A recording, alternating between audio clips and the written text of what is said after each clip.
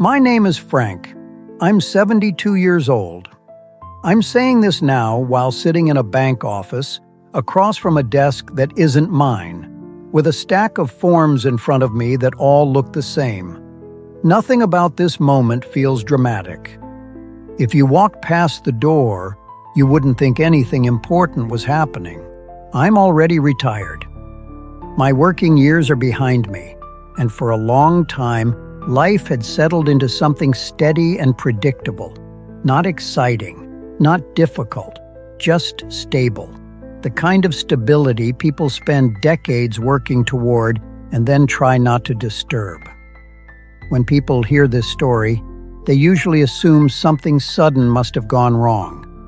A mistake, a bad decision, some moment where everything collapsed at once. That isn't what happened. Nothing dramatic broke. There was no crisis that forced my hand. Life stayed ordinary for a long time. Bills were paid, days looked normal, and because everything looked normal, waiting felt responsible.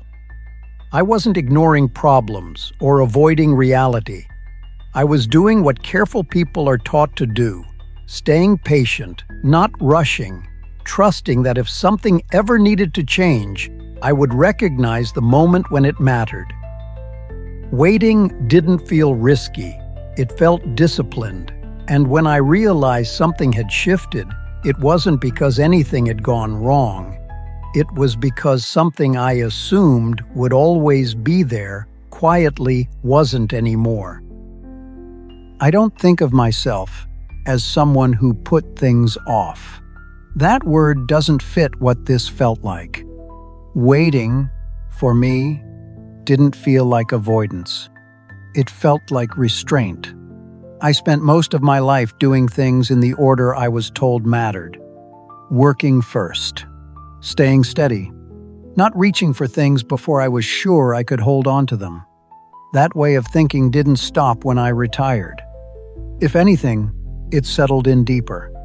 There's a photo in my wallet from when I was still working. I didn't plan to bring it out, but it's there now, worn thin from being carried around for years. In it, I look like someone who belonged where he was. That picture has always reassured me. It tells me I showed up, that I did what was expected, that I didn't take shortcuts. That history is what made waiting feel earned.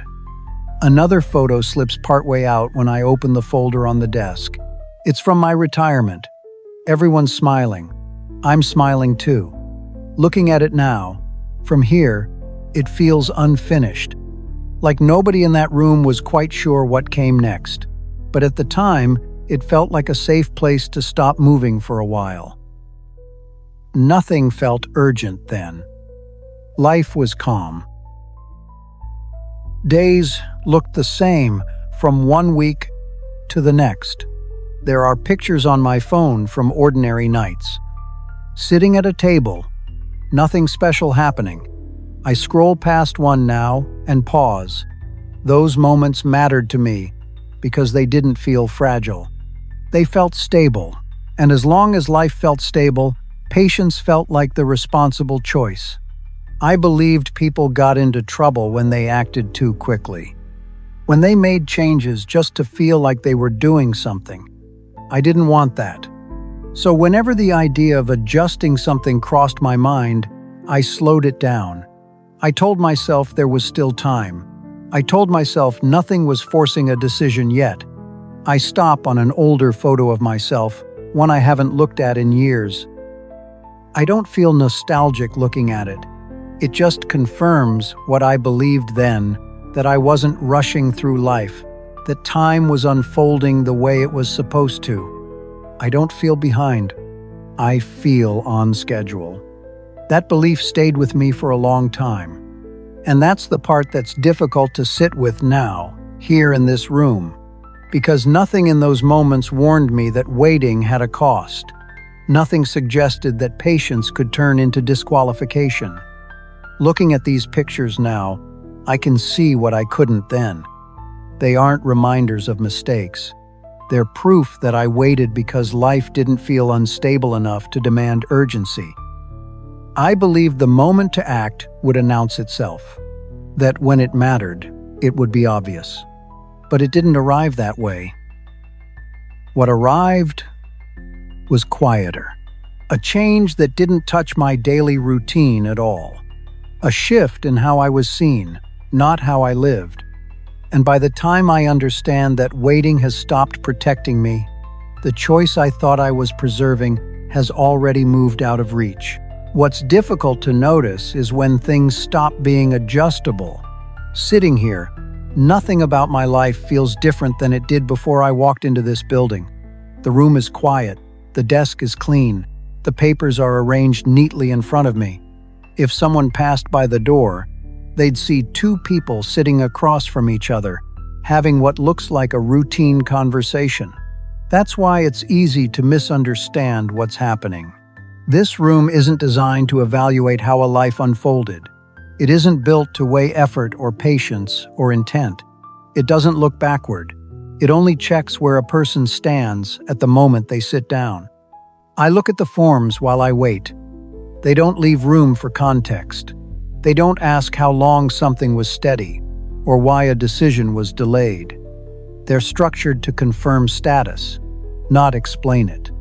Whatever applies to me was already determined before this conversation started. The person across from me reads quietly, scrolling through information that doesn't require my input. Nothing is being calculated now. Nothing is being reconsidered. This part of the process isn't about deciding. It's about verifying that the decision already made still applies. I stay still while they read. Time stretches in a way that doesn't feel tense, just slow. There's no sense of urgency on either side of the desk. No indication that something is about to change.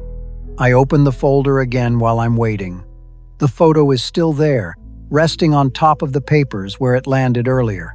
I don't move it. I don't study it. It doesn't interrupt anything happening in the room. The system doesn't pause to acknowledge it. Across the desk, the screen doesn't change. This part isn't about how I lived. It isn't about effort. It isn't about responsibility. It's about classification. There's no margin left by the time I sit down, just one condition away from disqualification. I don't feel different sitting here. I don't feel older. I don't feel like someone who missed something obvious. But this process isn't measuring how it feels.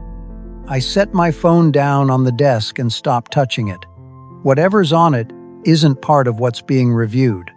The room keeps moving at the same pace, whether I engage with it or not. The words that apply to me are neutral. They're delivered calmly, without emphasis, as information rather than judgment. Fixed, not eligible. Outside policy. They don't arrive all at once. They come gradually, woven into explanation that doesn't invite response. Nothing in the language suggests a different outcome is possible. Waiting didn't cause this moment. It simply allowed everything to finish settling into place. By the time I'm sitting in this chair, nothing is being weighed anymore. It's already been sorted. The conversation doesn't shift when it reaches the end. There's no signal that something important is about to be said. No change in posture, no softening of tone. The person across from me continues speaking the same way they have since I sat down carefully, evenly, without emphasis. They go over the details again, not because they need to, but because this is how the process finishes. The words are familiar now. Nothing in them invites a response. They aren't framed as an option. They're framed as a condition. I listen without interrupting. They type for a moment, stop, then read something silently. The screen holds their attention longer than I expect. I stay still while they do. There's no sense of urgency in the room. This part isn't about discussion. It's about completion. A paper is slid across the desk toward me. I place my hand on it to keep it from moving. The folder underneath is still open. The retirement photo is still resting on top of the papers where it slid out earlier. No one acknowledges it. The explanation continues. But it isn't adding information. It's confirming what's already been sorted. The tone stays neutral, professional, final. The photo hasn't moved. The crease is still visible down the middle. My phone is sitting next to it, screen dark. None of it is hidden. None of it is offered. It's just there, while the system finishes closing out the file. The person pauses briefly, then stands.